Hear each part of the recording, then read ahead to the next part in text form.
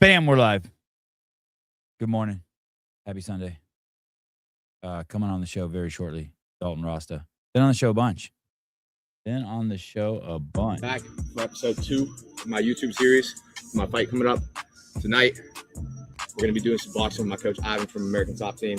He's the kind of fighter that with a good direction, he can shine.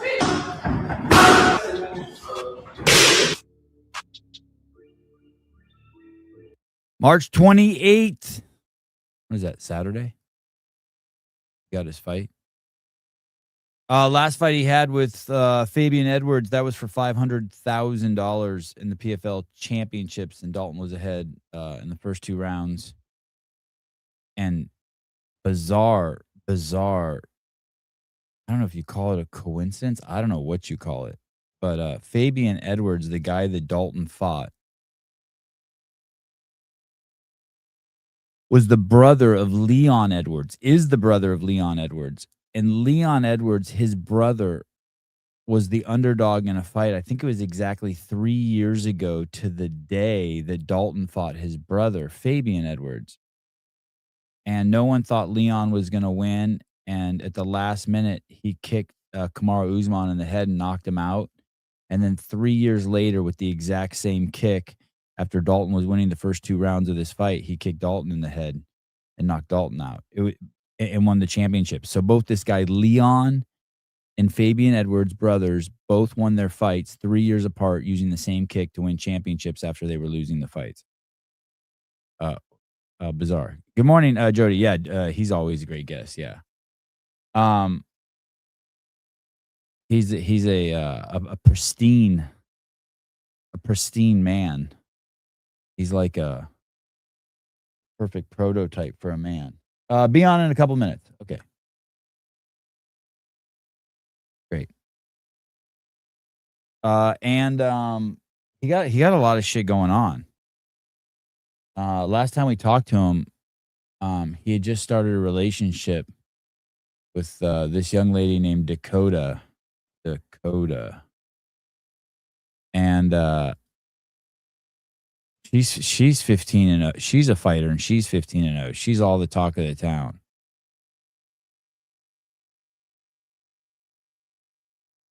And so I wonder if that had anything to do. I wonder how that's changed his life. You fall in love. I mean, clearly, Dalton's got this vlog going, and you can tell he is so smitten with her. So I wonder if that's changed his testosterone levels. Yeah, Dakota. Yeah, crazy, right? Yeah. She's something else. There's a great documentary about her upbringing on YouTube. I wish I could say her last name. Dakota Ditchva.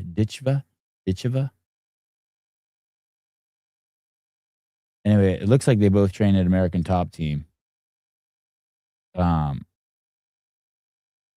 internet was saying that they broke up, but I don't think that's true. Anyway, he's got a lot of shit going on. New girlfriend, new motorcycle. And they changed the format. I don't know if you guys remember, but last time Dalton was on, he was fighting in this format where it was like it wasn't like the UFC where they just make fights and then you climb your way up the rankings and then eventually you fight for the championship. They were in some sort of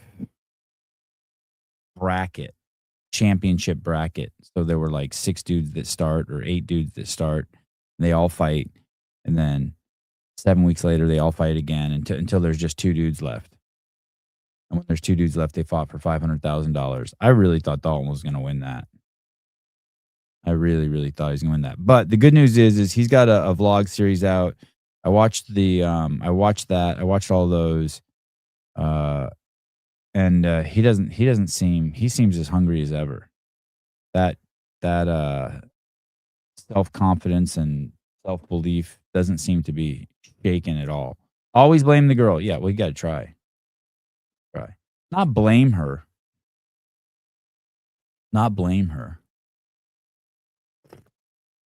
I woke up this morning, my hemorrhoid's gone. I didn't use any medication or anything, so that's good. Everyone can stop sending all of the get well letters. It's gone. It just went away. It was getting smaller and smaller, so it's gone. And the puppy now goes into his crate on his own. Our new dog. That's been happening for 2 or 3 days now. Can't even believe it. And he's sleeping through the night. KO like that changes you. Well, we're about to find out. I don't. You know, I was wondering about that. A lot of people say it changes you and it makes you a little gun shy, but no one ever asks if it does the opposite. Because you know, the first time you get punched in the face, you're like, oh, that's not so bad. That's not. You know, you get a little scrap on the schoolyard and someone punched you in the face, and it's never what you think it's going to be. So maybe it'll have them fight with a little more reckless abandon. It's just the Jody. It's not the woman. It's just a man spending so much time in his emotions or in a good spot instead of being hungry. Right? When you're hungry, you're a different kind of man.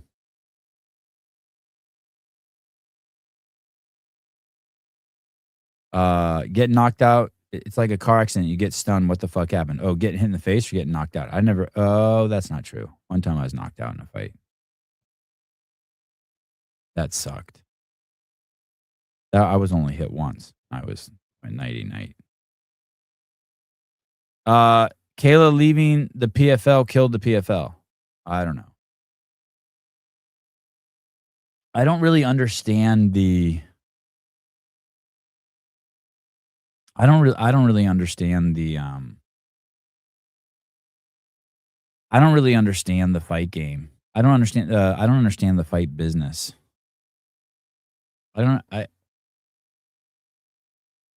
Without promotion,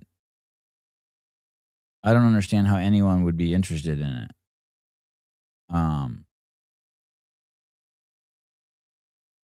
And so I feel like the UFC cracked the code. I don't understand why everyone's just not copying the template. What's up, dude? What's up, man? Sorry that I'm late. Not a big deal at all. Appreciate you waiting for me. Let me practice all my questions that I'm going to ask you.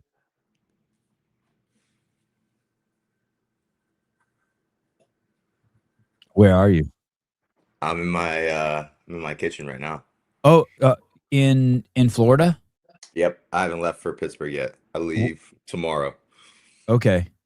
You look good. You look like you've already started the weight cut a little bit.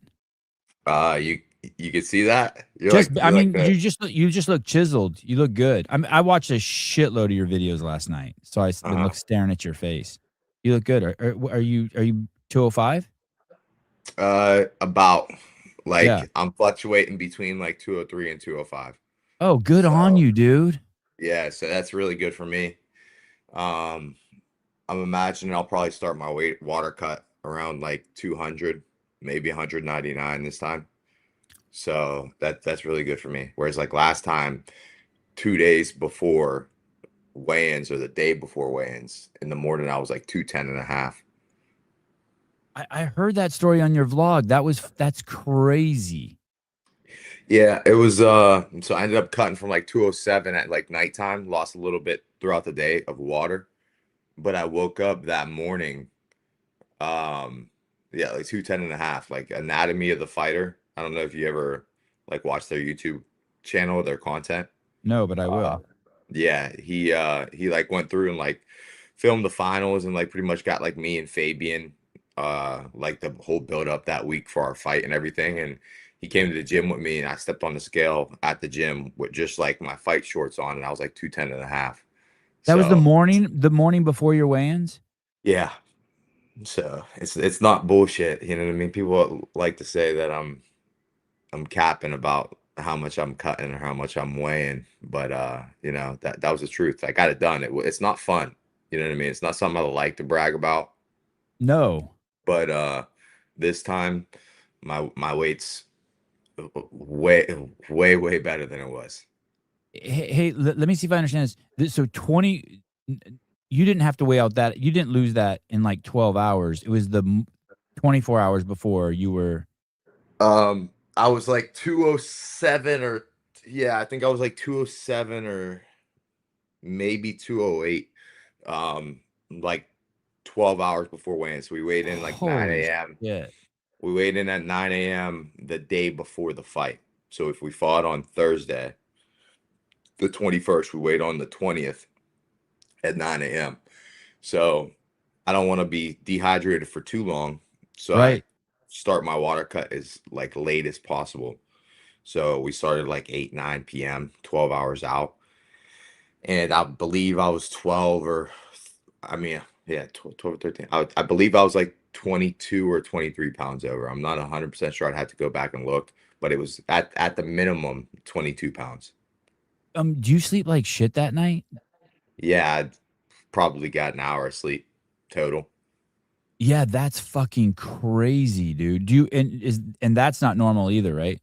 No, I mean, I feel like all fighters struggle to sleep. I talk to fighters here and there. But I'm hearing guys like say, "Oh yeah, I got like 4 hours. I got 5 hours," and I'm thinking to myself like, "Fuck, man, I got one." You know. uh, when's the last time you drink caffeine during the day?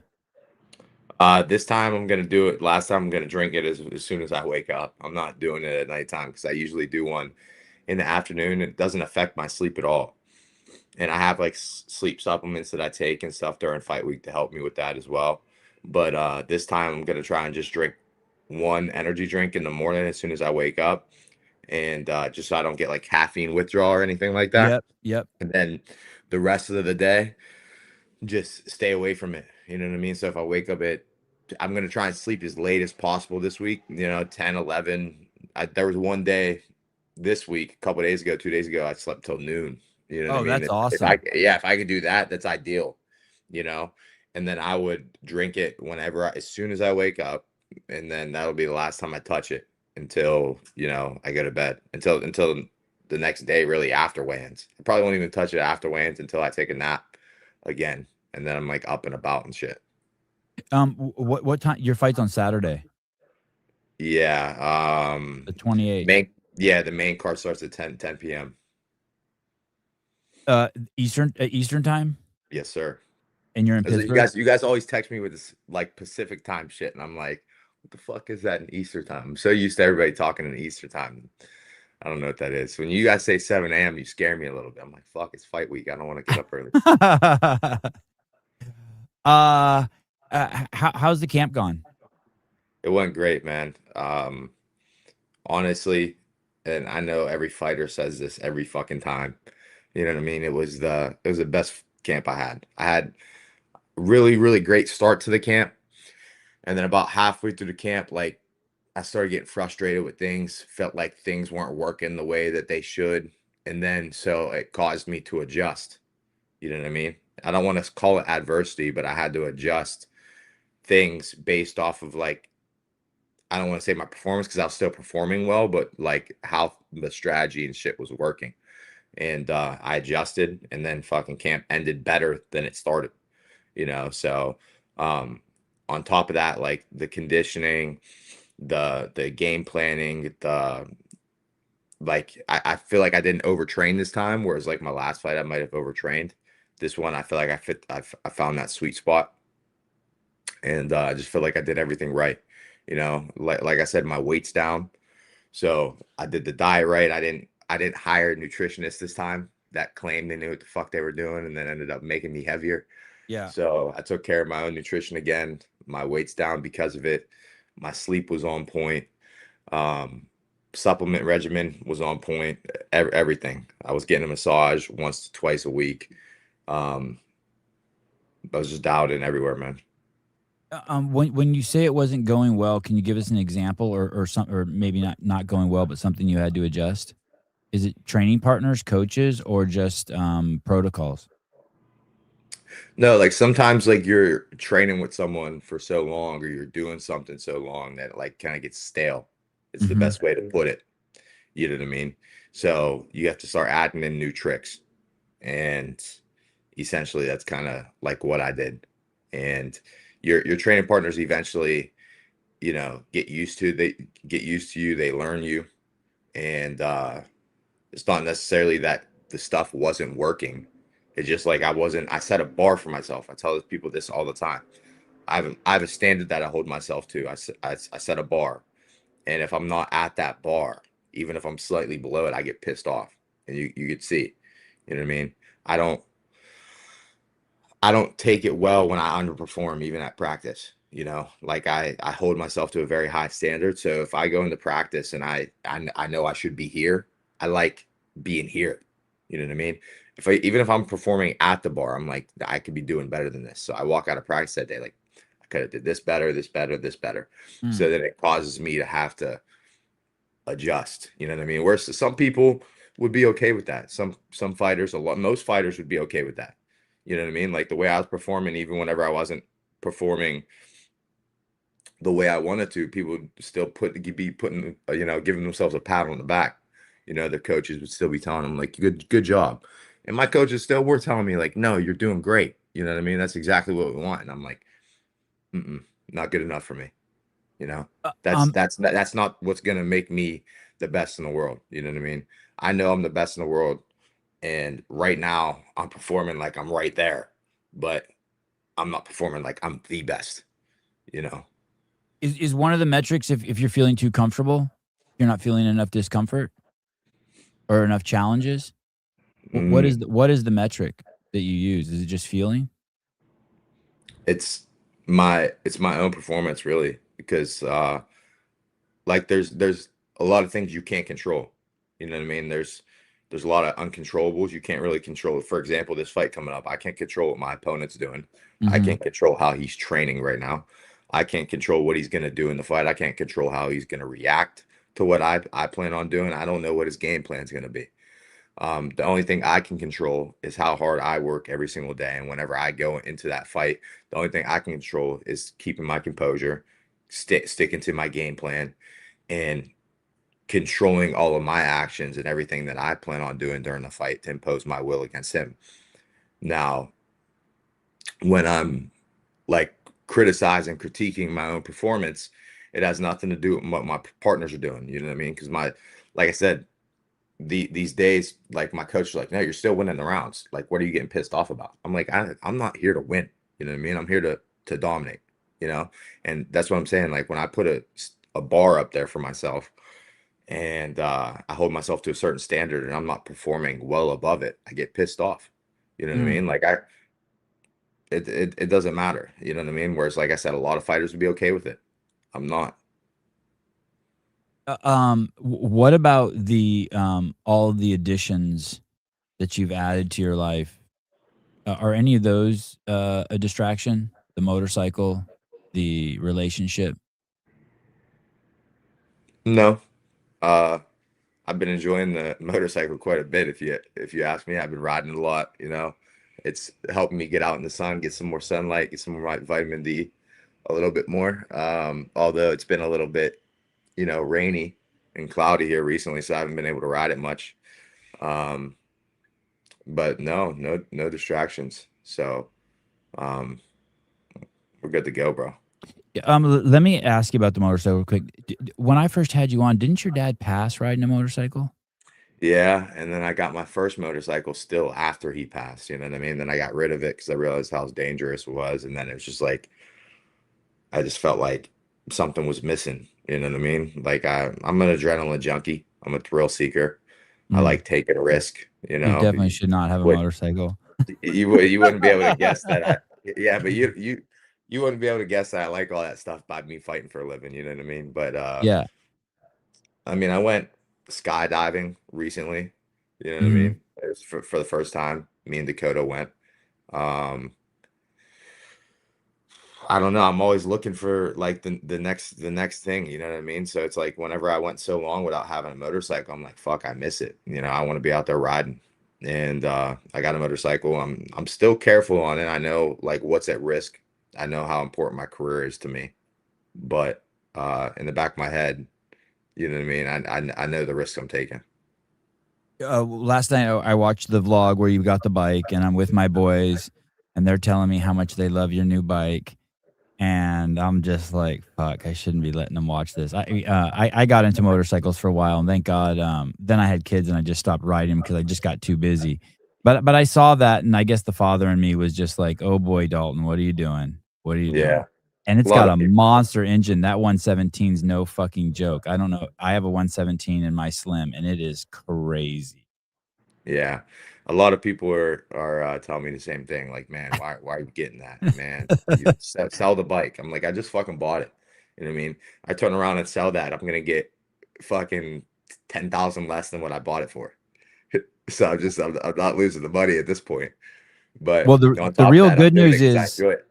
The real good news is you're very sober, obviously, and you're a very sharp man. And I was explaining it to my sons. I said, "Oh, hey, this guy doesn't fuck around. He's very disciplined, sober, um, intelligent." And so, well, anyway, congratulations. It's a beautiful bike, and I'm sure you must be having a blast riding it. Thank you. I'm definitely gonna go out and ride it today. I have to stop at the mall, get a couple things for fight week. So I'm gonna take my truck to do that and have to drop a couple things off. But then after that, I'm gonna be out riding the bike. And then the what about the relationship? Um, yeah, I'm guessing there's a lot of emotion there.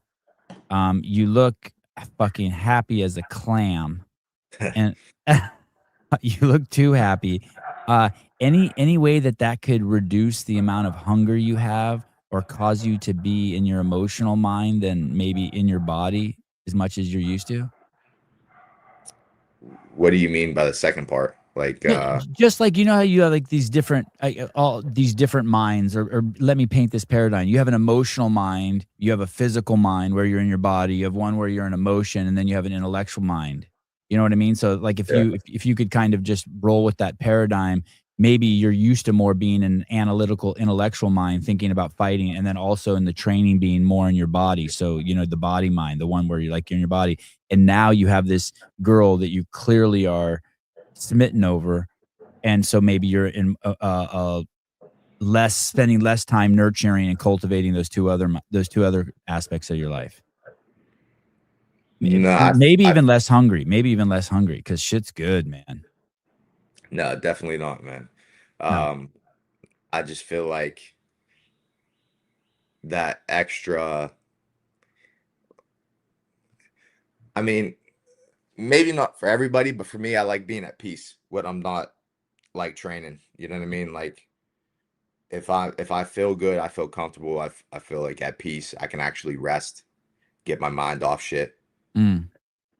I'm good to go. You know what I mean? Like me being emotional or me, uh, you know, being affectionate with someone isn't gonna make me less of a killer in the cage. What about the fact? What about? Let me push a little further there. So it's similar like to having kids. I'm thinking about them a lot, you know, and that actually gives me peace because I don't worry about myself. I'm just like about them, but I have no control over them. They're their own beings. Any challenges with that, you know, like she doesn't call you, or you see her talking to other fighters, or just any of that shit, any of those distractions. No, again, not too worried about it. You know what I mean? Like I don't even know if I can elaborate on that anymore, honestly. I mean, I just feel like the answer is probably no. Yeah, you just don't go there. No. Yeah, you do your shit and you take the relationship for what it is. Hmm. Yeah. Well, congratulations. Everything seems like it's coming together. You fought Fabian Edwards, winning the first 2 rounds. He gets that kick.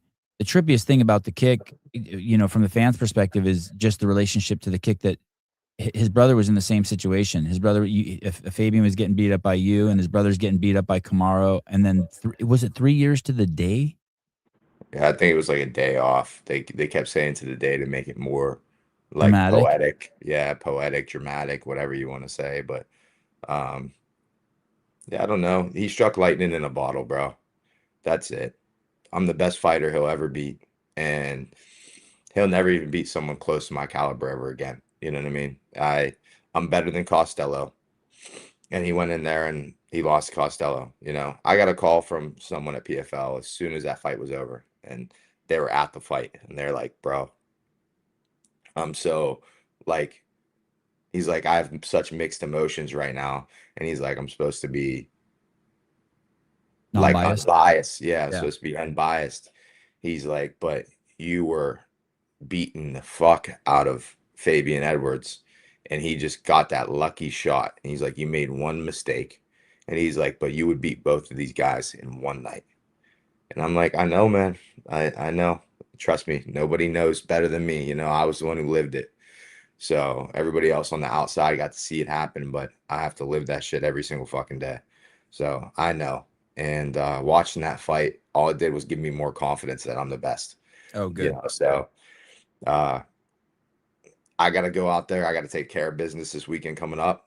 You know what I mean? I got a really tough opponent in front of me, and I can't take him lightly. You know, styles make fights, and he's very similar to me in the regard that he's explosive and he's powerful, and we have similar builds too. So could make for an exciting fight, but as long as I fight intelligently and I stick to the game plan and I stay focused, I'm gonna make this shit look easy, man. And I plan on going in there and getting a fucking emphatic finish. And then the PFL can't deny who the number one contender is. Then I go out there and I take care of business about whoever they give me next. The format last time was that bracket format. Yeah. Are they still are they still doing? They're done with that. Yeah, they're done. It's regular format now, and they're changing the walkouts too. I don't know if did you watch the PFL this past I did. weekend? No, I did So not. we used to walk out on stages, which I didn't really like. You know what I mean? I didn't like being above everybody. Yeah. They're changing it to like this tunnel style walkout, like the UFC, where it's like a long walkout, and like Uh-huh. you're down at floor level with most of the fans, but then you're in an arena, so then a lot of the fans are above you. So it's like, and it makes the walkout longer too. So you feel more of like the walkout song and shit like that. So yeah, I'm looking forward to that, honestly. I really am. You're fighting the co-main event, right? You go right before Eblen and Battles, Yes, sir. Brian Battle. What weight class are they fighting at? You know, Same weight class as me. 185. I didn't think Brian Battle. He's been on the show before. I thought he was a welterweight. He was at first, I believe, but then he moved up to middleweight, and then listen, I like the guy a lot. So it's Yeah, like, he's cool. yeah, he is. I like his personality a lot. I like his charisma. I like the way he sells fights and shit. He seems like a cool dude. But I know he got cut from the UFC because of weight misses. So I'm like, I don't know what's going on because he was at welterweight first, like you said, and then he went up to middleweight and then he missed at middleweight. And that's kind of what got him cut, you know? Oh, Uh, that last fight he missed at UFC, he was fighting at. Middleweight, from my understanding. I could be Holy wrong. shit. Could be wrong, but that's the way that I understand it. You Okay. know, and you know how fans are. So then, like, as soon as they seen the fight announced at middleweight, they're like, heavyweight Brian Battle incoming. You know what I mean? Or someone makes sure to tell Battle that he has to make 185 or some shit like that. You know? Yeah. So people start saying the stupid shit. But you know, and knowing him, he's definitely gonna block out that noise, or he'll probably even find humor in it. You know? But yeah, it's at middleweight now. Is he does he train at American Top Team? Who Battle? Yeah. No, No, okay. All right. So you don't know him like that. He's not like in the no, I training don't room. know him. I don't know him at all. You know what I Okay. mean? Like we're friends on Facebook, Okay. and that's about it. That's from like the amateur days of MMA when we were both amateurs. Do you remember the first time you were ever punched in the face?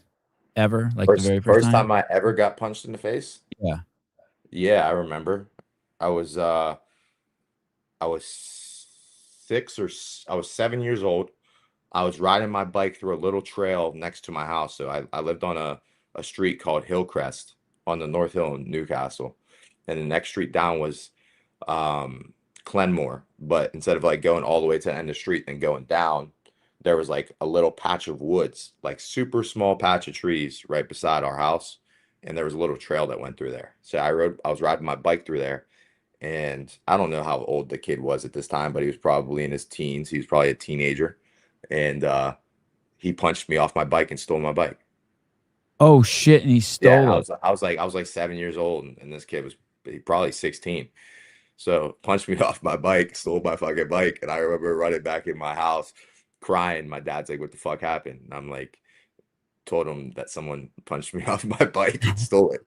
So my dad throws me in the car and we go driving to try and find them. And then we're about like 7, 8 streets down. We find the bike in a yard with the chain popped, like the chain popped off. So he just Uh-huh. ditched the bike, but we didn't find the dude.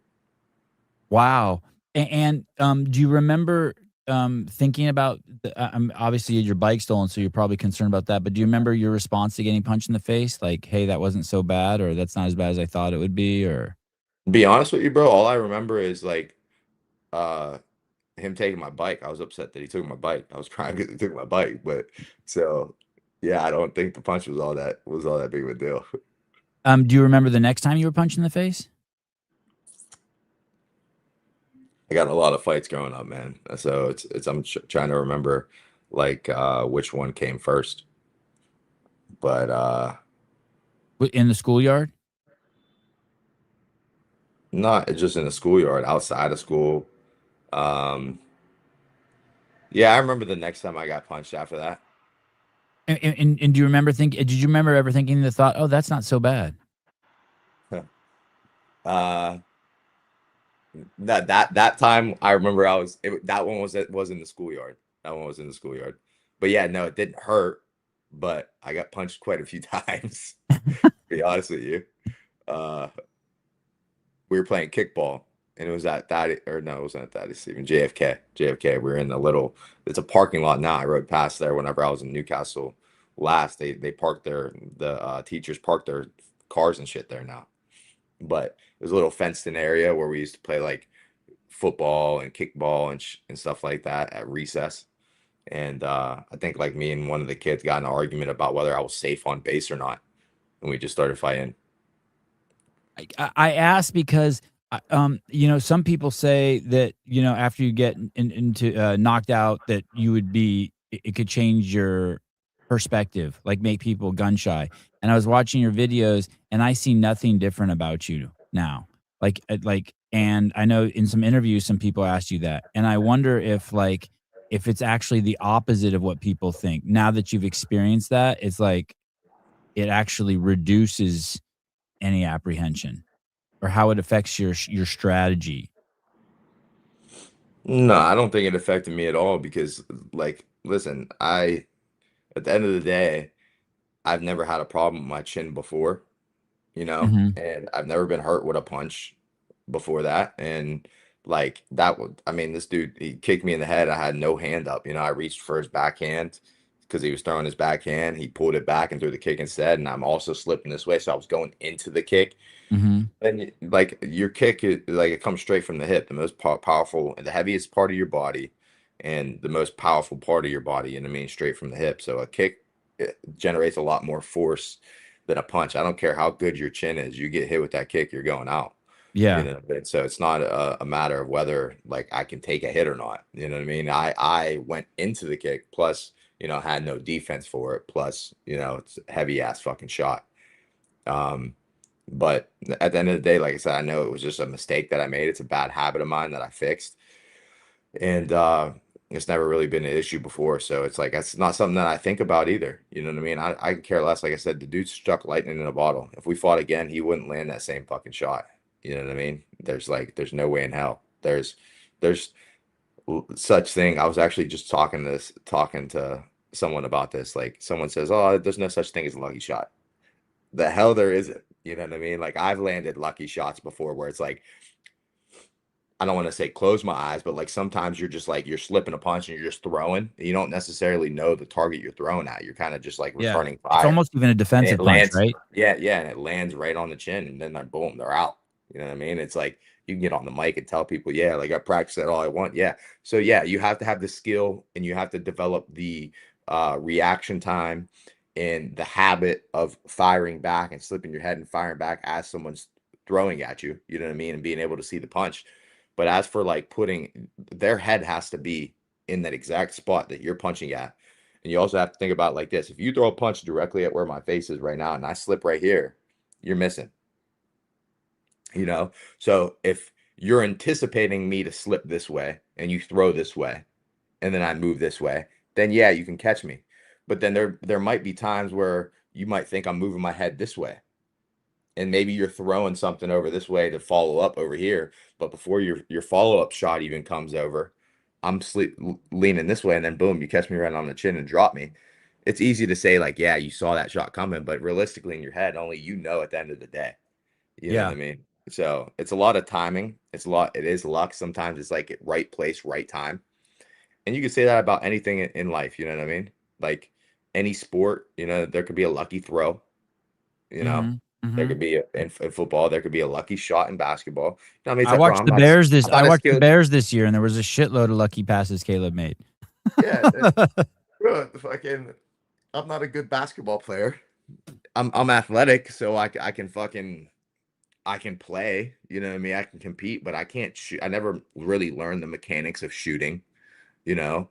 And sometimes I'll take a three, I'll shoot, and the form isn't correct. I'm just like looking at the rim. I'm not really actually aiming or knowing how to like get it to the rim. I'm just throwing it and boom. Sometimes it fucking splashes right in, and then people are like, oh, you have a good 3-pointer. I'm like, lucky. Hey, how come in the corner I hear this all the time, I hear the coaches say in the corners, "Aim for his chest, aim for his chest." Why is that? Bec- because when they're moving their head a lot, you know what I mean, and you're aiming at their head, smaller target. Boom, that's what I was just telling you. But when you aim at their chest, you know what I mean, even if they're moving their head, you're still hitting them in their chest. Or if they duck down, boom, right in their chin. If they slip this way, you know what I mean, they bring their chest with it, you're still hitting their chest. Okay, So um it's about like hitting the bigger target. gotcha, okay. And a lot of people do come down as they see a punch coming? Yeah, some people like will dip, some people slip, some people pull, some people just block. Some people parry, some people reach for a backhand like fucking I did.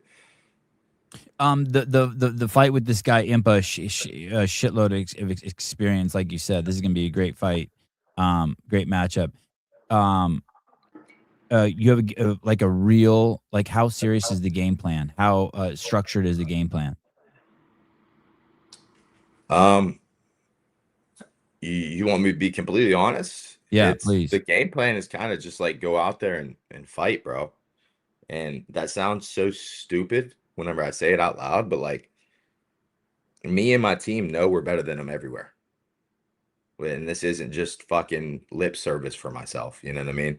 I know I've said it in the past, and there's like opponents where I'm like, okay, it's really close here. You know what I mean? I'm still not gonna say he's better than me because he's not, but like it's really, really close. It might be a 50-50 situation. The only time it's 50-50 in this fight is if we sit down and we brawl and we're both swinging. But if we don't sit in the pocket and we just swing back and forth like endlessly, it's not 50-50. You know what I mean? I have the decisive advantage in speed and quickness. I'm more explosive, have just as much power, if not more. And I'm the more skilled and more dynamic striker. I can do more things.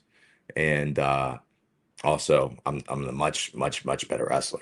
You know what I mean? There's no question about that. I can wrestle my fucking ass off. And he has good takedown defense, but I'm the best wrestler in the division, the strongest, most explosive, most powerful, and it's hard to stop. Whenever I get my hands on you, you know what I mean. Unless you're stopped by the cage stops me from blowing through you. It's hard. Hey, I've obviously never been in a fight camp, but like you'll see fights where it looks like there was a plan, like when Hamzat and Duplessis, it looked like there was a plan, right? Or you see these fights where dudes are just coming out and just low kicking the whole time, or Oliveira and Holloway, it looked like there was a plan. Do those guys have plans? Like, when you see those, are you like, yeah, he knew he was going to hold him? Yeah. Plan A was They all have game plans. You know what I mean? There's things. I don't want to say that there's no game plan, but I'm not going to tell you I'm coming out here and fucking planning to put him in a crucifix like Hamzat did Duplessis the entire time. You know what I mean? Or uh I don't like but there's a there's handful of things things that you know that he's vulnerable at that you'll be looking yeah for that specifically. we're gonna try and expose for sure. For sure. Okay. But outside of those things, we're not gonna spam that stuff the entire time. Outside of those things, I just got to use my skill, got to use my speed, use my footwork, head movement, you know. all that, and kind of just like go out there, fight, take the fight to him. I know he's gonna come out to fight. He's a fucking very, very good fighter, seasoned, like you said. And he comes to fight, man. He tries to go for a knockout. He'll sit there and bang. And I'm just like, like I said, just gotta go out there and take care of business. And I do everything right the way that I know I can and the way that I know I will. I'm gonna make this shit look easy. Hey, tell me about pacing. When you go in there, do you think about pacing? I'm not pacing this fight. You're not pacing this fight. Nope. It is pacing. It's so fighting is such a weird game. Like, I don't know if you watched the UFC last night, but the guy Riley started off a little slow. Yeah, it's and then he comes on, and then he sometimes comes to life. And I'm just like, all of a sudden, it's just like it seems like he becomes like he could take every punch when he comes to life. yeah, some people are slow starters. You know what I mean? Some people are fast starters and they die quick. Some people are just good the entire time. Some people are never good at all.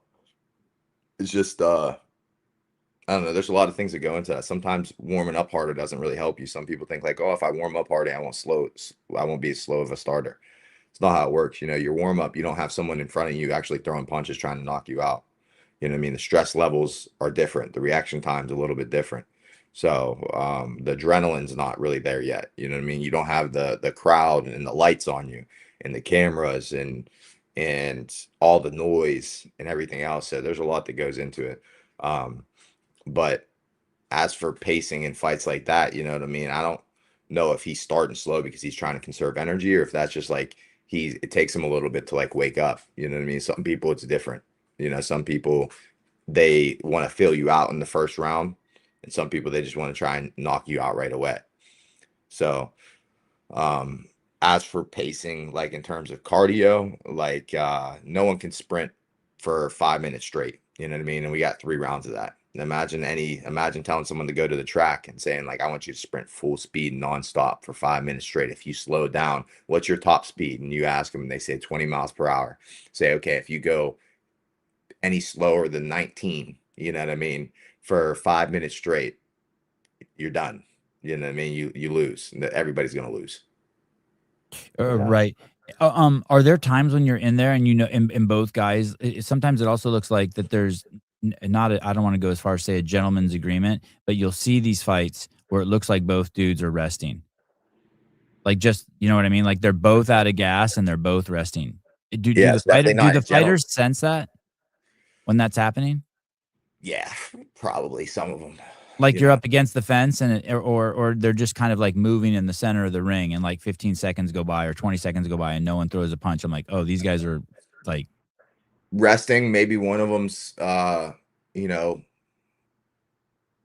probing a little bit. Maybe one of them is like reluctant and like just trying to be careful, cautious.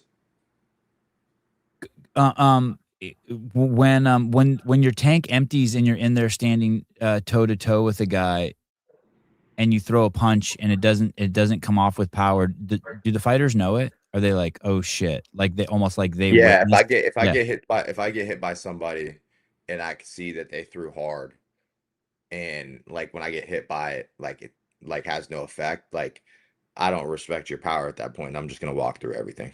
You know what I mean? I'll walk straight forward. I know like guys like that, they can still hit you like to the body with kicks and stuff like that. So that's something you got to be a little bit more reluctant of, or a little bit cautious of. I mean, but when someone hits you and they don't have knockout power, you know it. They know it. They feel it. If they hit you hard and that it doesn't make you budge much, they probably think in their head like fuck.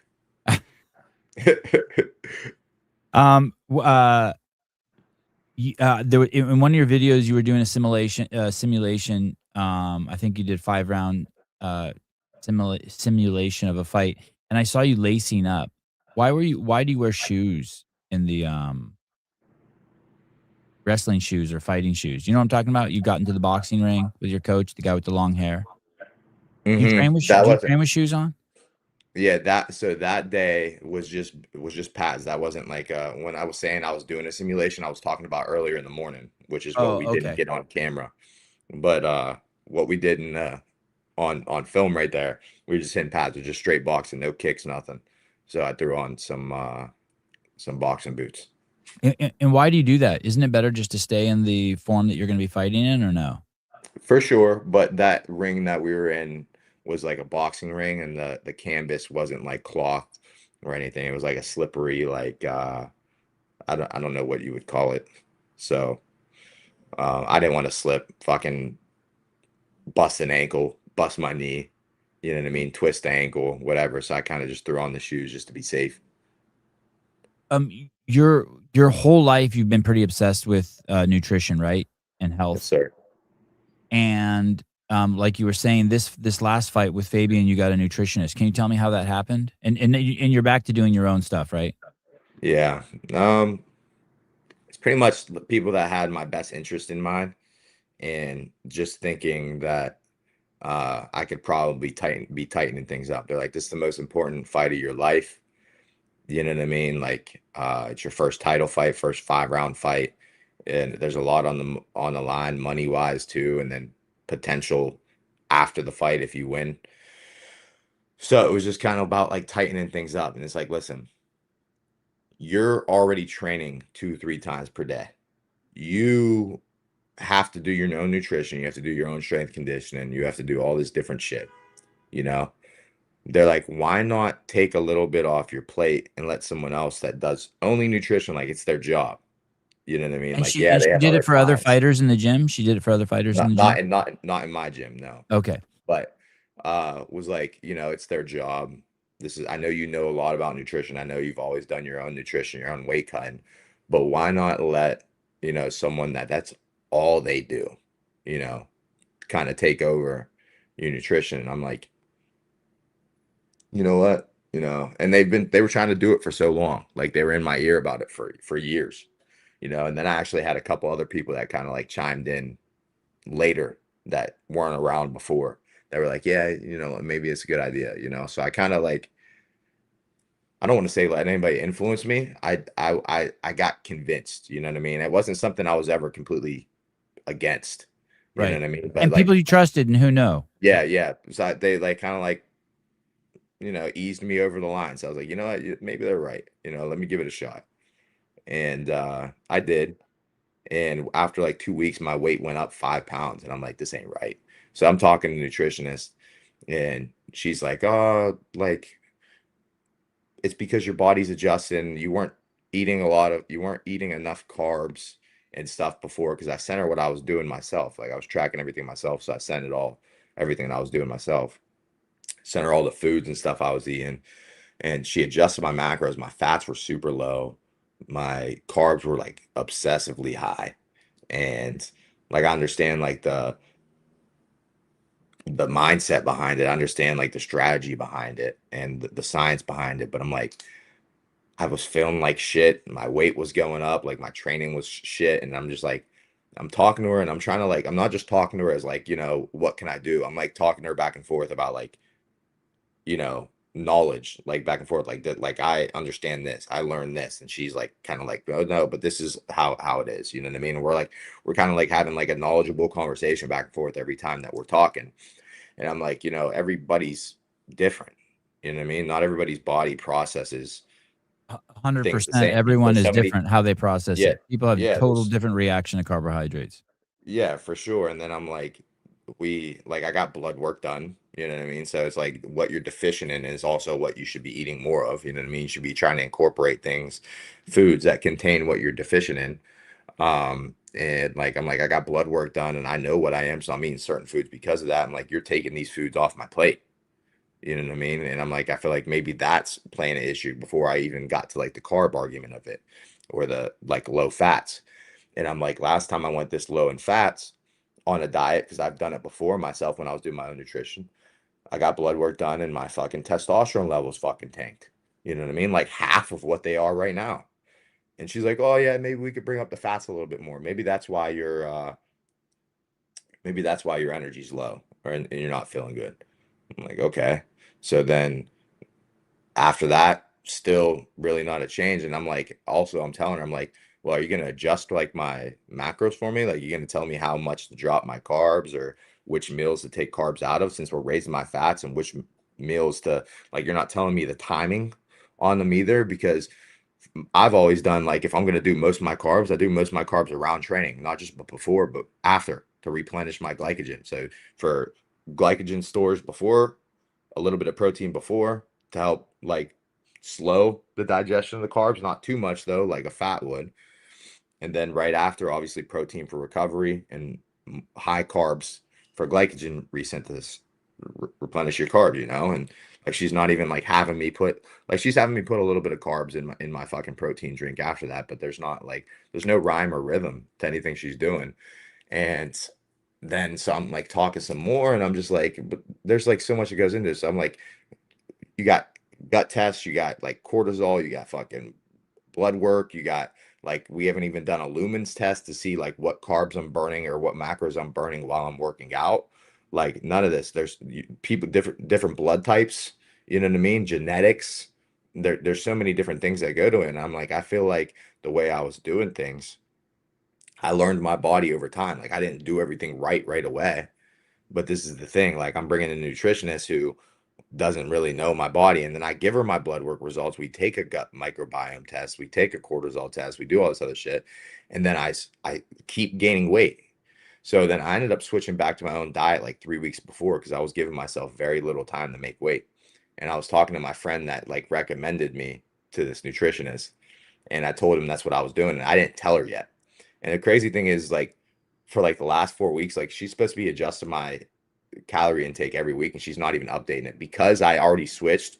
I didn't even like try to reach out to her, like say, hey, what should my calories be this week? I just let her for the next 3 weeks to see her actions, to see Right. how good of a Right. nutritionist what she was, because I was already doing my own shit. So it didn't Yeah. matter to me at this point. So I'm like, all right, let me see if I'm not, because she always said every single time that I reached out about, like, for the 3 weeks before that, about like changing my macros, changing my calorie count, adjusting based off weight, she would always say like, oh yeah, I was actually just doing that right now. I was actually just about to text you. So I'm like, these next 3 weeks, let me see if she actually meant that. You know what I mean?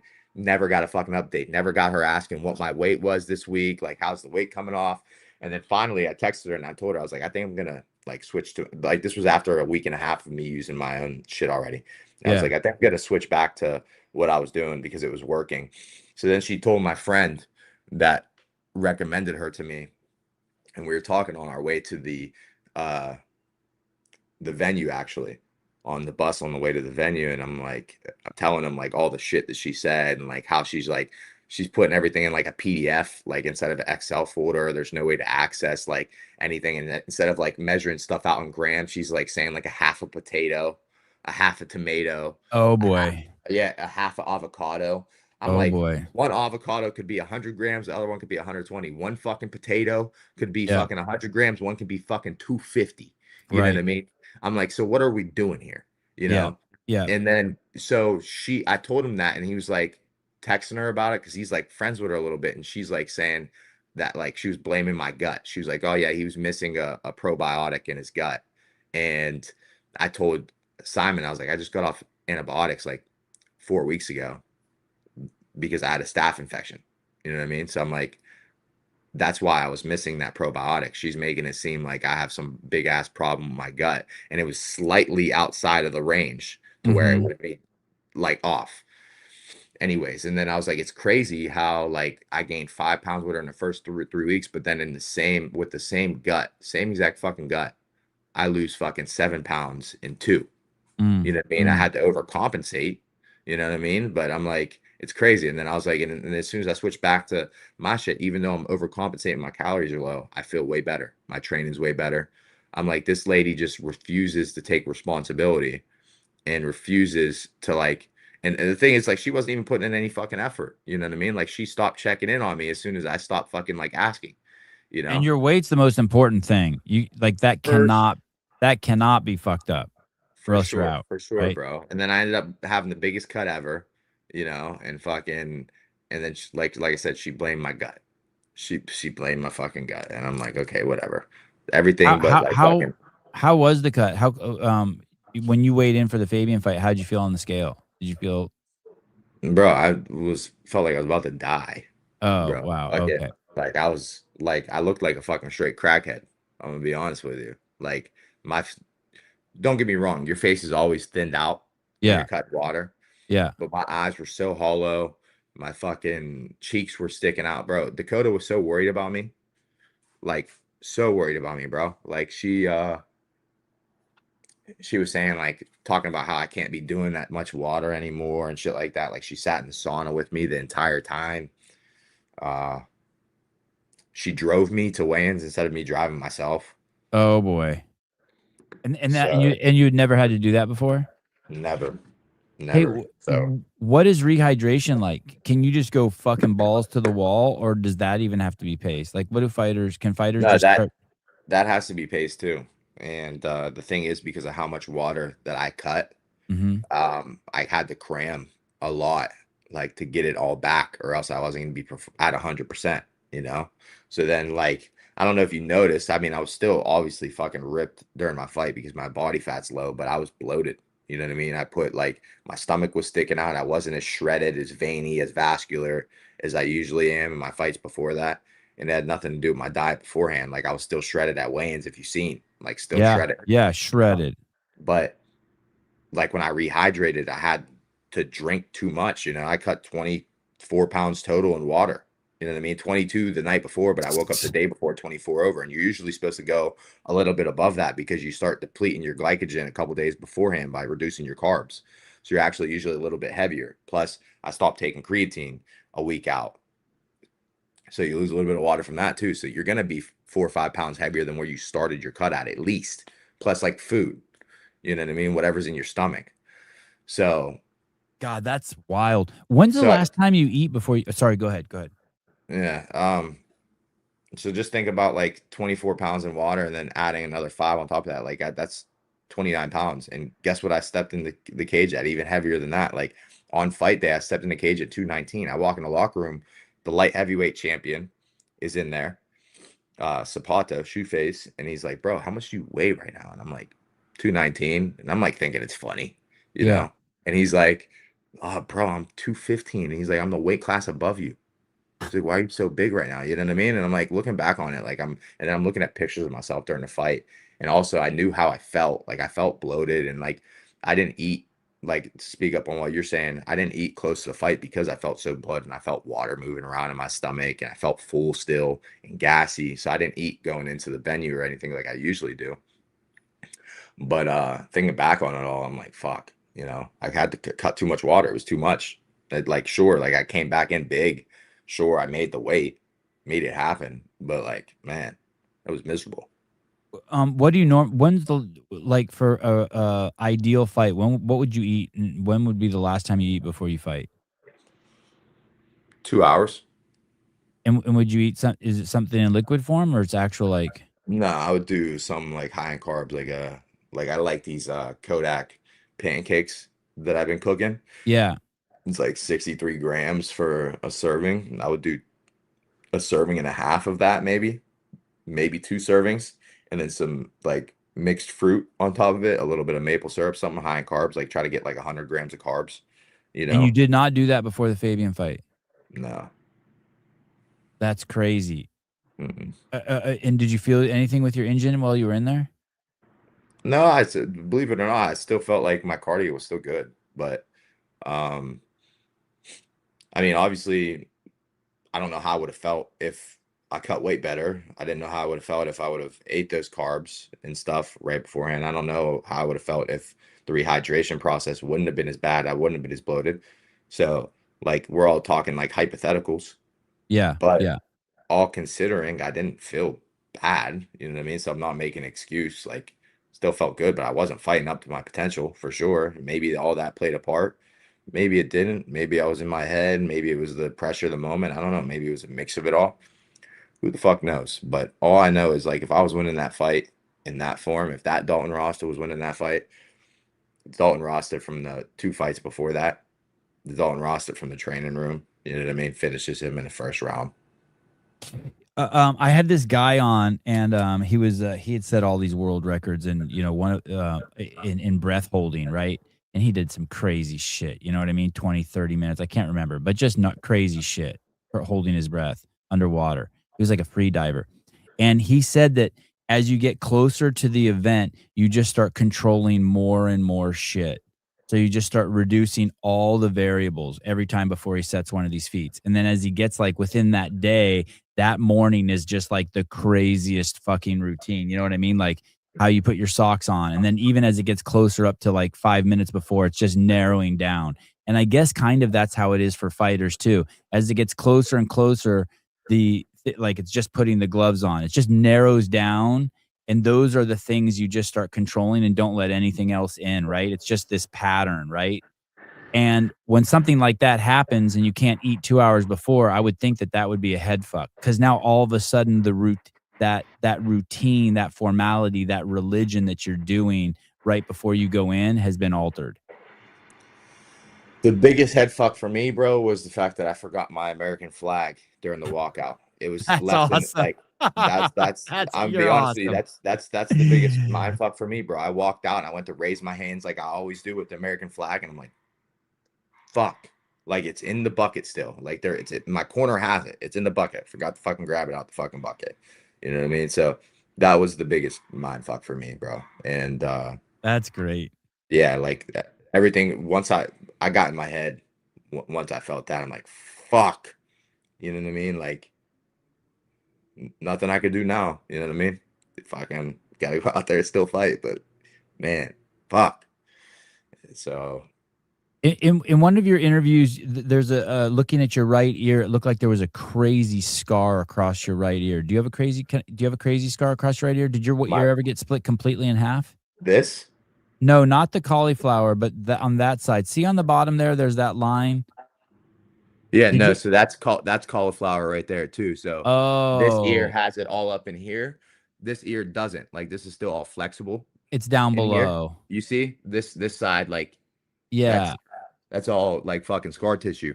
But right here, you yeah. see this shit is the same as over here. Okay, so that's So I not a got it in cut. this part. Yeah, Okay. so this filled up with blood, and then over time you drain it.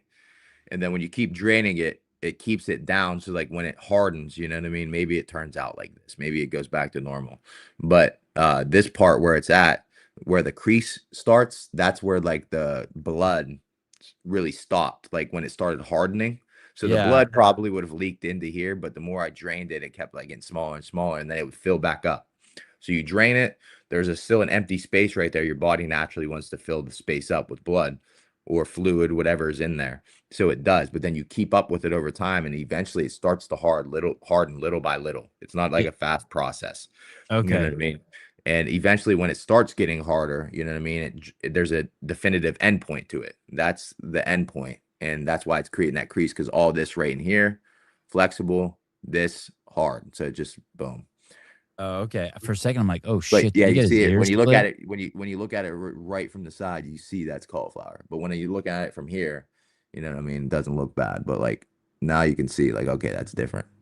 Hey, does that hurt? The one, especially the one on the other side? No, whenever it's fresh, it does. When it's fresh, the shit hurts like hell. But it feels like imagine getting hit in the nuts times 100. Yeah, bro. And how long does that last? Like while you're sleeping at night? No, so the pain isn't constant. You just feel like a pressure in your ear. But like if someone hits it, you know what I mean? Like Oh, if someone were to flick my ear when it's filled up with blood, when it's fresh, that's whenever I'm saying imagine getting hit in the nuts times 100. But when it's just sitting there, yeah. not really any pain, just pressure. Um, so yeah, like if you Damn. get hit in the ear, it's probably like a super sharp, like acute pain, 10 to 15 seconds, and then it's gone. But it sucks when you get hit. Like I remember my boxing coach when I had this one, the reason it's so bad, because my boxing coach, he was an intense dude in Youngstown. But like he thought it was funny whenever I got my fucking cauliflower ear to like when I was dropping my hands to smack my ear. You know what I mean? And laugh about it after. And I'm like, every single time, motherfucker, but I can't say anything because then I'm being a bitch, you know?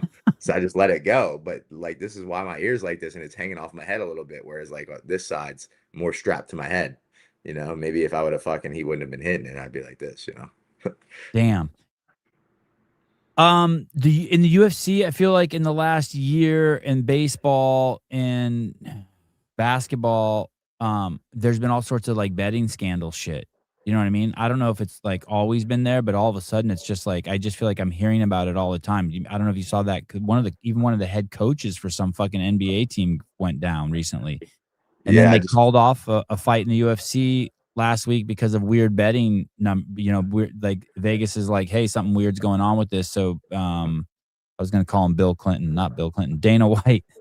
Dana White, yeah, and they get the pulled. FBI to investigate it and everything. Yeah, it's crazy, bro. I feel like it probably goes on more often than we think, and then like a big scandal like that that gets caught, it just brings more attention to the issue, and then more people have their eyes on it and they're looking out for it more. It's like I don't know what the name of the fucking phenomenon is, but it's like whenever they tell you whenever you're thinking about a yellow car, you see more yellow cars. It's not Oh, that more yeah. yellow cars appear, it's just like Right. that's what you're focused on. You know what I mean? So it just goes to show you like the power of the mind. So it's like if I'm telling you like, well, I haven't seen much blue today, and I say that out loud, and you're like, oh yeah, I have, and then next thing you know, for the rest of the fucking day, you're just noticing blue. Yeah. I mean, like if you asked me like to look for a color around your room, like while we've been talking, I haven't been noticing, but now that I'm fucking looking, you got red up there, you got red right below it, your chair is orange, you know what I mean? I'm seeing a lot of shades of like red, you know? So I feel You like ever that's hear about it? Does it become a big talk in the gym when it happens? nah. I don't No. think everybody no, unless there's people in the gym that do that I don't really talk to. I don't be honest with you, bro. I'm not the friendliest guy when I'm in the gym. There's a couple guys I fuck with. There's a couple guys that I'm cool with. Um, but like once you show me that you're fake, you know what I mean? Like if I see you being buddy buddy and like acting best friends with somebody, and then as soon as they leave the locker room, you start talking shit about them, Mm. even if you're my boy, I'm like, mm,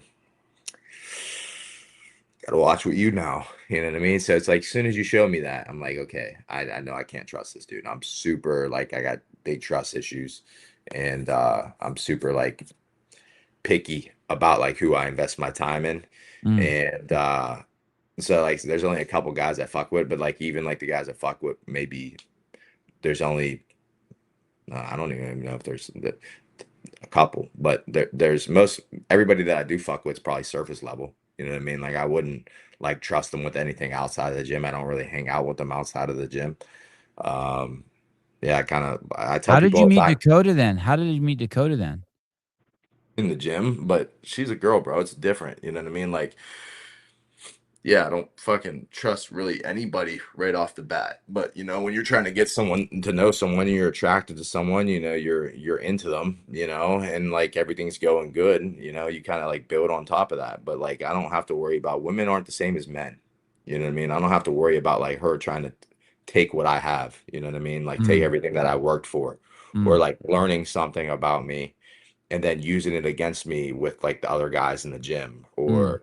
or shit like that. Or like I think there's just a level you just trust your partner a little bit more than you would like a random guy at the gym. Not a little bit more, but you should be trusting them a lot more. Hey, isn't the courtship process kind of weird? Um, in the fight game, like if a girl trains at your gym because they've been around so many guys and they've seen and heard it all, and they kind of have you know what I mean? I would guess girls have like a pretty good wall up. Do you know what I mean? And so as a guy, it's different than navigating just some girl like you met at the beach or at the club or in the grocery store. Like that there's a different courtship or dance because she's seen everything already. For sure, bro. It's like these with her because she has two brothers too, and then she's trained her entire life with like kickboxing shit. So she's been around men her entire life. She knows how men think. You know what I mean? Yeah. So um it's easy to like bullshit with her and get along with her like you would with your boys because of that. But then there's also like because she's seen how guys are, not her in particular, I'm just like these girls. And this for Yeah. anybody watching that wants to get involved with somebody that's a fighter or someone that's around like a lot of men in a sport or something like that. There's gonna be like you could be a good guy, you know what I mean, and not doing anything wrong to anybody. And at the end of the day, because they've seen guys do shit over and over and over again, they know how guys think, the general guy, they're Right. gonna be cautious or thinking that you're like it's gonna be hard to get them to completely trust you. You have to really jump through hoops. You know what Right. I mean? Right. and really like go above and beyond just to show them like, listen, I know how these other guys in the gym are, but like, that's like, and I'm not saying me personally, I'm saying this is just like something that like you're gonna have to do, because like we're in a gym, like there's 100 people in a fucking wrestling class on Monday. 10 of them are women, 90 are men. You know what I mean? And he's been there all flirting with the women all Yeah. day, all practice long, all day long. When they're in their gym, they're talking to them. And then the girls, because there's 90 guys around, all they have to do is be walking around during the warm-up, jogging around during the warm-up. They hear these conversations, you know what I mean? Or they hear rumors in the gym from other girls, and then he's like, you know what I mean? You know how it Yeah. goes. Totally. Totally. Yeah. I was tripping on that. I was like, wow. And then especially because also just inherently in how guys are can be creepy, and we can be singularly focused. Um, you were at the Jake Paul Anthony Joshua fight. Yes, I was. There's all this talk about all the Paul brothers fights being staged. When you're there, do you see anything like that? Like, No, the fight game better than anyone?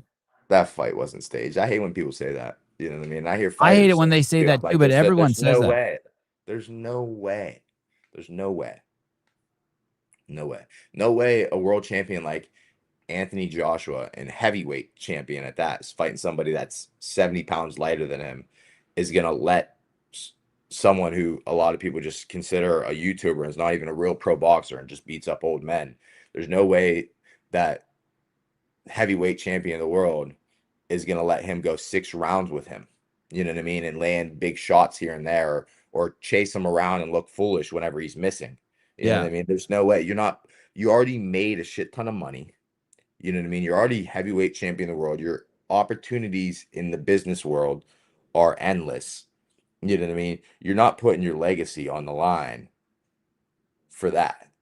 You're going in there to fight for real. And I mean, he eventually knocked Jake Paul clean out, but broke his jaw. But like, people are like, oh, it was staged up until that point. I'm like, you think that they staged it up until that point, and then Jake's like, okay, in the 6th round, I'm gonna let you knock me out. No. He knocked Jake Paul out because he was capable of it, but also up until that point, he was trying to, but Jake Paul was moving around a lot. You know what I mean? It's hard to Yeah. chase someone down like that. So, Anthony Joshua is not a top 10 all-time best heavyweight, right? All time. I wouldn't. I'm not impressed by him, at least. no, he's not. The thing is about these heavyweights today, they would do well back in the day, but it's just because of their size. You know what I mean? They're like true heavyweights, like fucking Tyson Fury's 6'9". Yeah. Anthony Joshua's 6'6", almost 6'7". Fucking Deontay Wilder's 6'8". Like these guys are big. They're super big. But then you got someone like Usyk who's only 6'2" coming along and beating him Yeah. up. You know Yeah. what I mean? And Even so it's just going to Ruiz show beating you. up Joshua was crazy. Yeah. But like, for example, I think Mike Tyson's one of the greatest heavyweight boxers of all time. But just because of the size difference, I don't know how well he would do with like picture someone smaller than Jake Paul, shorter than Jake Paul, trying to fight Mike Tyson. Like, sure, he's a legit boxer and has a legit chance, but it's like that size difference was ridiculous. You know Yeah. what I mean? Yeah. It's Yeah. like that's why there's a reason there's weight classes, and it's like back in today's day and age, Mike Tyson would probably fight cruiserweight instead. You know, he'd probably fight at 200 pounds, probably cut a little bit of weight to get 200 pounds instead of fighting 215 at heavyweight. You know what I mean? He's only cutting 15 pounds. Uh, then you got someone like Muhammad Ali, he's 6'3", but he wasn't a big heavyweight. You know what I mean? Like, Yeah. but he would have been significantly smaller than them still. You know what I mean? It's like he was a better boxer, sure.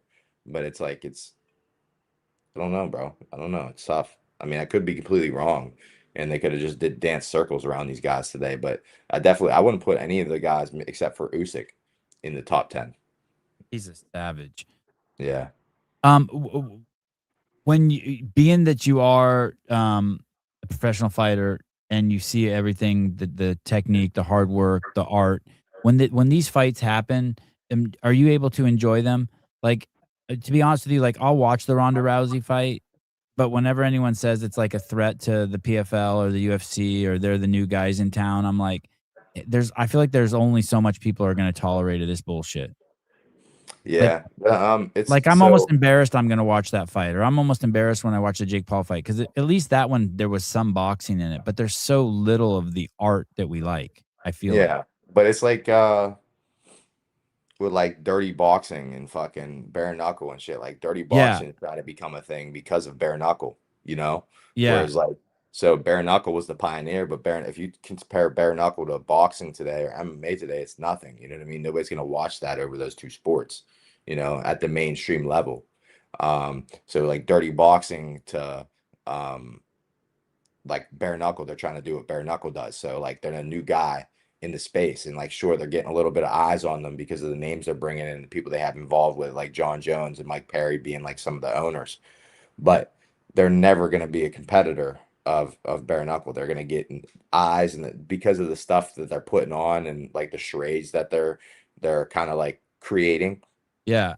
yeah, they're gonna get viewership, but it's never gonna be like this Jake Paul thing. It's only because it's Jake Paul's promotion. You know what I mean? But it's like as soon as Jake Paul becomes irrelevant, that promotion is gonna become irrelevant as well.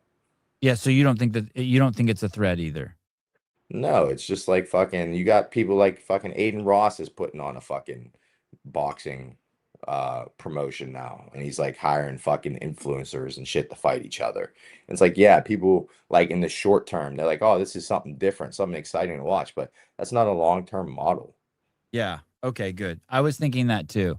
Uh, I was thinking that too, and even, who's on, Perry and, Diaz, I'm just like, I don't know, man. I don't know how much of this more I can tolerate, because I don't enjoy, really, I'm just watching it to see the car crash. I'm not watching it like Uh-huh. It's like whenever you look at a car crash, you know, it's not pretty. You it's like one of those things like, oh, it's so bad I can't help but not look at it. yeah, yeah. Did you have fun at that fight? Which one? The Anthony Joshua and Jake Paul? Yeah.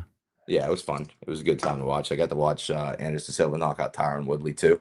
And then Jake Paul's walkout was fucking probably the best part of the entire show, honestly. I was kind of hyped for that. But Yeah. the fight kind of sucked. But I mean the whole entire event, you know, was cool. When will, you, shift gears to just full fight mode? I've had you on a couple days before the fight, and I almost don't recognize you. um I'm gonna try and stay relaxed this time, maybe not till fight day, maybe not till a couple hours before. Oh, So wow. yeah, I'm trying to stay relaxed this time. Just enjoy it, enjoy the process. I'm gonna be back in my hometown, and I got a lot of stuff going on, you know what I mean? So we're doing like a youth seminar with the PFL. Um, got some exciting shit for fight day that we're gonna be doing. I got a collab, not a collab, but like a jersey swap with the Steelers, even though it's not in season. They're doing some stuff with me, like they're doing like a gift basket and getting me like a custom jersey with my name on it. That's I'm cool. gonna be I'm gonna be going to the Penguins game and doing like kind of like not a jersey swap, but they're gonna be giving me like a Sidney Crosby jersey. And I've seen stuff that they've done in the past with like athletes where they will like have them on the mic and like ask them questions at the show because they don't really do, like I said, like a jersey swap or anything like that. Um, and then obviously there's gonna be some like media stuff they want to do around town since it's from the area I'm from. Uh, yeah, so there's a lot of shit that's going on, you know, and then like So you're being so busy. close. Yeah, being so close to home, I'm probably gonna go visit my dad's grave a couple times during the week, you Wow. know. So I'm just trying to be relaxed, you know what I mean? Just chill and kind of enjoy it. Will Dakota be there? She's supposed to get in on Thursday. And, in the last fight, you know, that video, that short that's all over YouTube, where it shows her reaction. Did that bother you, or you're like, hey man, that's part of the publicity, that's part of the game? A little bit of both. Um, I I know that's part of the game. I know it's a risk we take, but considering like her status with the PFL, and the PFL like was like was trying to re-sign her for so long because she could have left for the UFC, and they like were at like a standoff and they're like fucking negotiations and everything else. Like you seen all the stuff in the media. Like, and she ended up like re-signing like the day of her fight or some shit like that. I think after all that, to treat your star and the face of your promotion that way, you know what I mean? Because it's not just So a you shot think, at me. It's not yeah. just a shot at me. It's a shot at her. You know what I mean? You're kind of like embarrassing your star of the promotion. So I just feel like, you know, Why do you I'm gonna be honest with you. I didn't take it that way. I didn't take I and maybe I'm just naive and I've been accused of being naive, but I didn't take it. I wasn't. I was just like for me it was just emotional. yeah. But then after Maybe that, it's you leave because the I door talked to open. you. You leave the door open for someone like Fabian who claims that I'm the bad guy, claims the one that I'm the one putting on the act.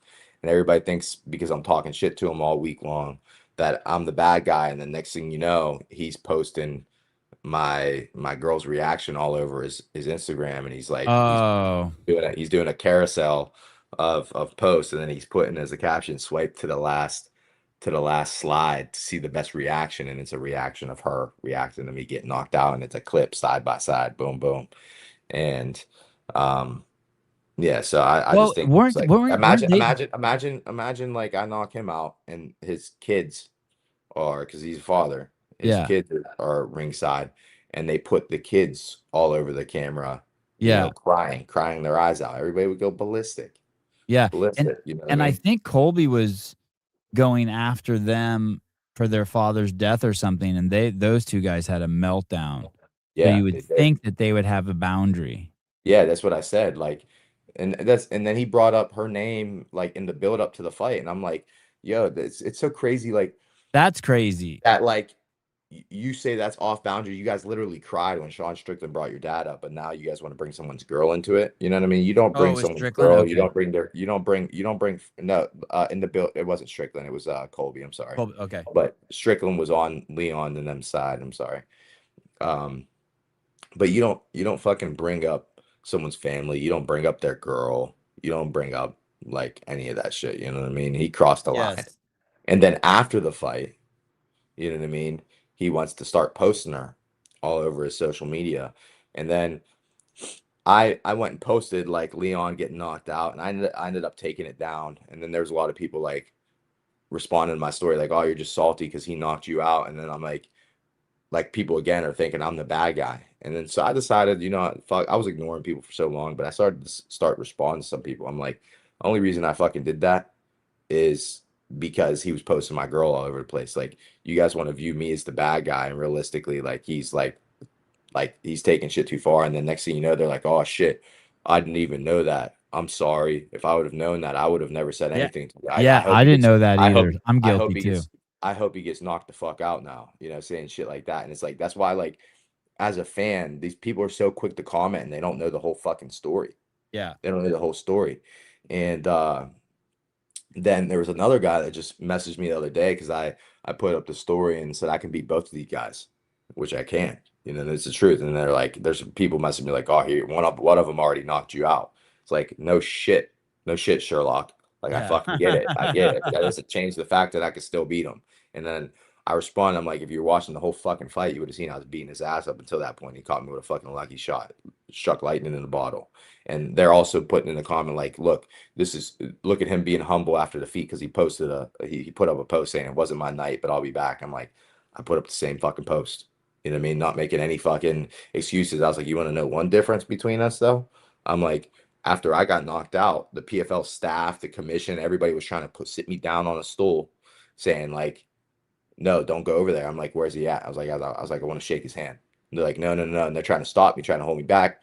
I go over there, I fucking shake the man's hand like a fucking true fucking man. Like Yeah, a true it's the man. right Put thing all to our do, yeah. differences aside, put all of our differences aside and shake his fucking hand. Then you want to know what he fucking does? He What? goes and puts my fucking girl Yeah. all over his fucking social media, rubbing it in constantly, like then put it on the story. And it's like, so yeah, then when I put that up and then I took it down, you know, realizing like, okay, I don't want to be the fucking petty person. You know what I mean? I was being petty. Let me be the bigger man. So I take it down. You know what I mean? The whole reason I did any of that was because of that. And then I'm telling these fans that I'm responding to, they're like, Bro, I didn't know. I'm sorry. Every single fan I respond to, oh, I'm sorry. Oh, I didn't know you went and shook his hand up after. And then I could send them a picture of me shaking his hand after. Oh, I didn't know you sent that post. Oh, I didn't know he posted your girl. It's like, oh, so what are you fucking looking at? The only shit you're looking at is other people saying that I'm talking shit and I'm a bad guy. This is typical, like, like what we talk about with politics. Like, fucking, you're playing a game of telephone. You know what I mean? You hear Yeah. this one person say something, you hear one person say Trump's a racist, so he's a racist. Then you ask him, okay, what has he said that's racist? I couldn't name something because I don't really pay attention to him. It's like fucking exactly what you're doing with me. You know what I Yeah. mean? It's like you fucking put me in the same fucking little uh box. You know what I mean? Where it's like you only harp on like the bad things I say, or if someone else hates me because of the bad things I say, you hate me too. But at the end of the day, bro, I'm a man that cares about my fucking girl.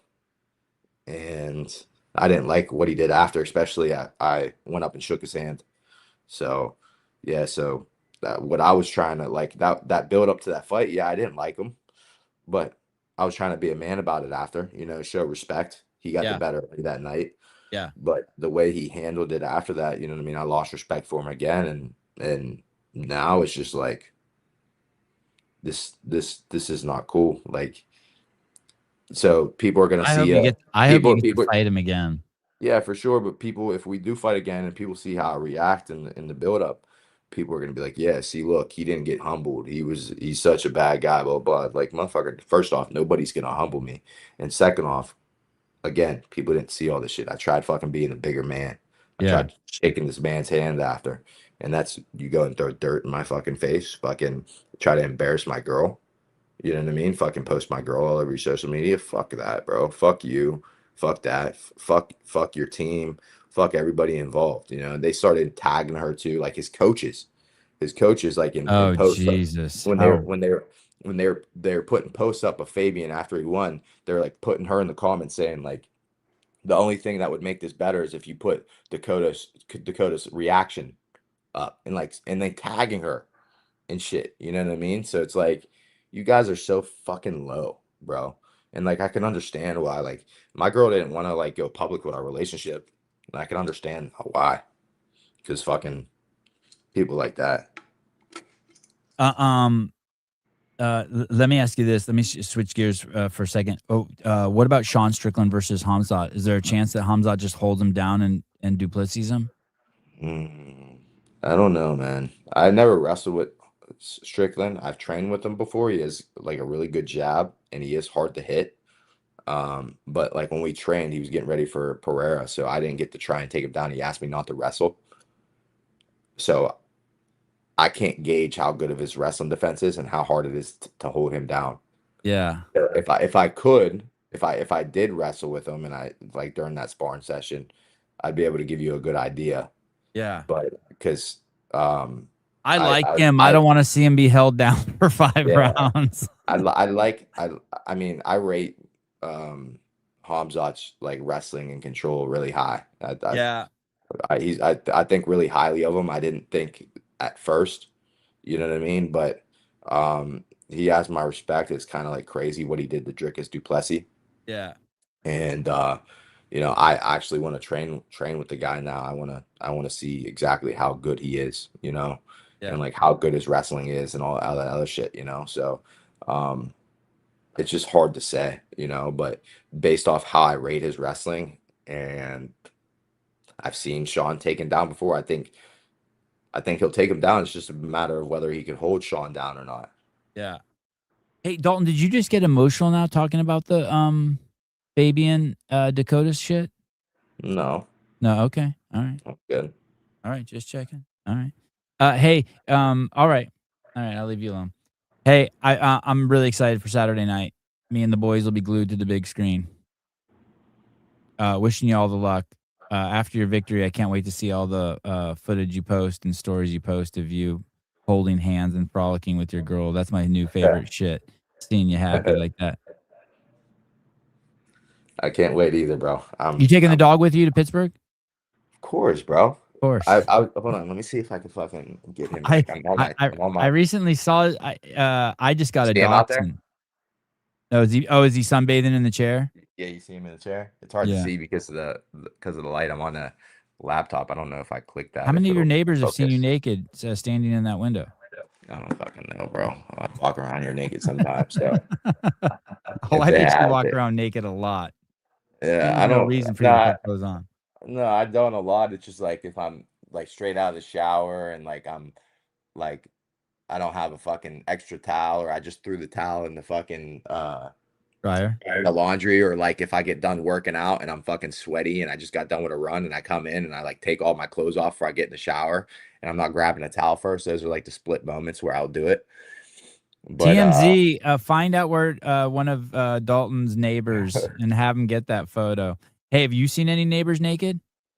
no, I don't. I'm No. not a people watcher. Oh, If all I right. was a people watcher, I probably would, but I don't really care too much, honestly. And I don't even be honest with you, I don't even know what any of my fucking neighbors look like. That's how Oh little I pay attention. shit. That's how little I pay attention. And they're out all the time.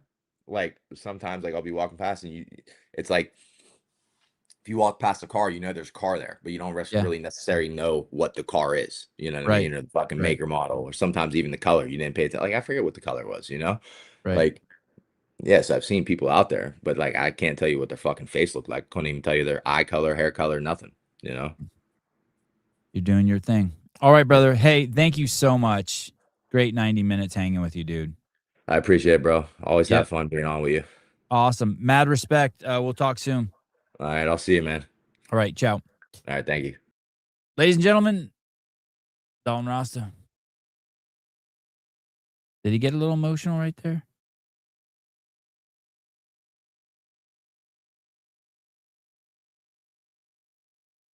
I love having him on. That's easy.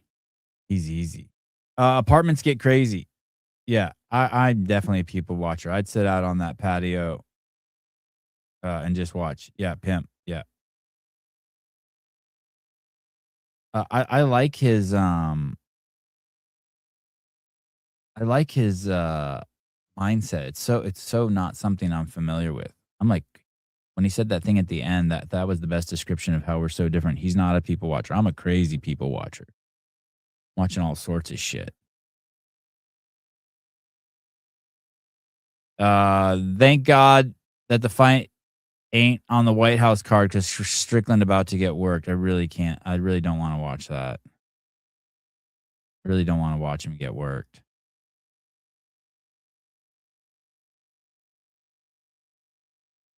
One of his opponents posted her reacting to his loss. Yeah, I thought the thing. I thought that it was good promotion that they showed her reaction. I didn't take it as a dig towards her or him. Maybe I'm just stupid. I mean, how the fuck was she supposed to react? All I thought is like, oh shit, she really likes him. That was my takeaway. Um, you know what I mean? That was my takeaway. I was like, damn, this chick really fucking likes him. It must be stressful as shit to go watch someone you love fight. I don't even. It's stressful as shit for me to go to my own kid's jiu-jitsu match.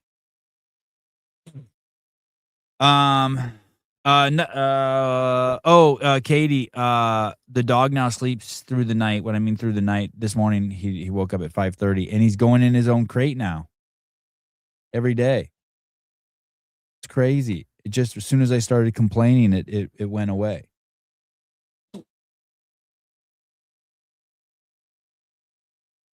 So that's good. All right. I had a bunch of stuff to talk to you guys about, but I'm going. I'll save it for later. Let me see. So his fight Saturday night, March 28th. Where do they stream PFL?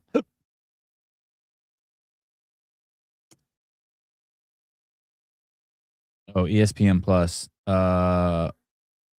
Primarily on ESPN Plus, ESPN2.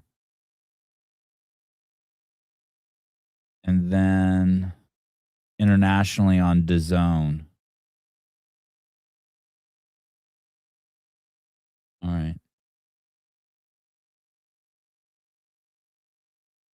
I just canceled my ESPN Plus 2 membership. I guess I'll have to get it back.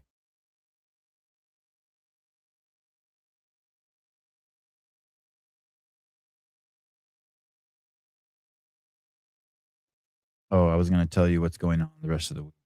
What's going on? Tomorrow, Lucy McGonigal. That's cool. She's cool. That's the Irish girl who trains at Proven. Tuesday, Daniel Chafee. He's the big swinging dick at CrossFit for Europe. Wednesday, Greg Glassman. Thursday, Ty Jenkins. Damn, this is almost like a real podcast. All right. Be my first day in 6 days that I am not